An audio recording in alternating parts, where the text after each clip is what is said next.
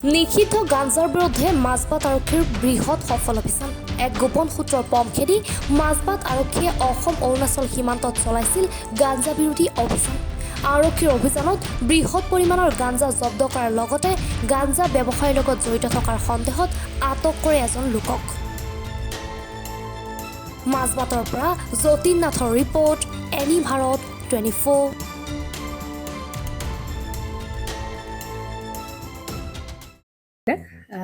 জুবিন গাৰ্গৰ গীতসমূহৰ ওপৰত আধাৰিত গানে কি আনে নামৰ এটা সুন্দৰ অনুষ্ঠান আপোনালোকৰ ওচৰলৈ আহি আছে অতি শীঘ্ৰে।